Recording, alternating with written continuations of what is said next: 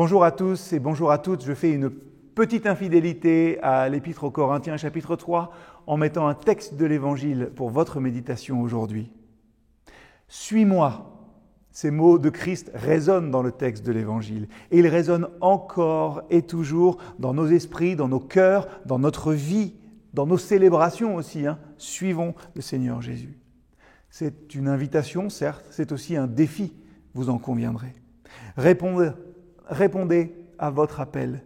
Vivez ce que vous êtes appelés à vivre. Mettez votre foi en action. Voilà ce que c'est. Suis-moi. Tout comme notre corps physique ne peut pas marcher sans que chacun de ses membres ne se soit engagé dans la tâche qui lui est propre, le corps du Christ ne peut fonctionner que si chaque membre remplit son rôle. Et chacun a un rôle unique. Et pour cette raison, et le chapitre 3 des premières épîtres aux Corinthiens le rappelle, il est inutile de comparer notre objectif avec celui d'un autre.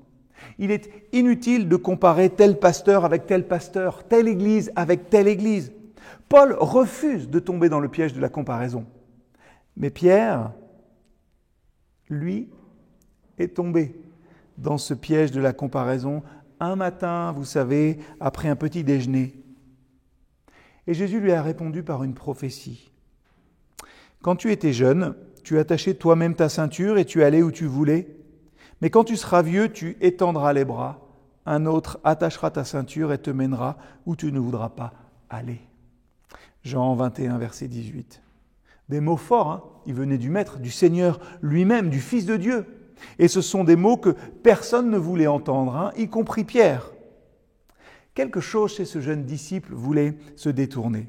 Il devait y avoir un moyen d'échapper à son destin, à cet appel. Il doit y avoir une option, il doit y avoir une alternative.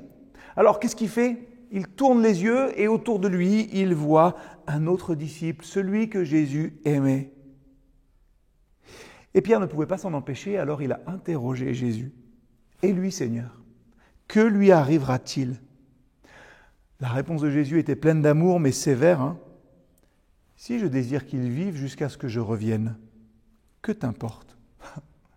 Pierre a dû ressentir une petite piqûre, un rappel que tous les appels ne sont pas les mêmes.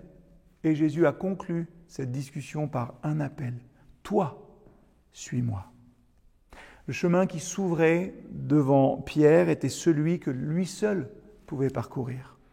Un rappel qu'il n'y a aucune comparaison appropriée dans le royaume de Dieu, si ce n'est celle que nous avons avec Jésus-Christ, qui est notre norme et notre ligne. Quel chemin s'ouvre devant vous ?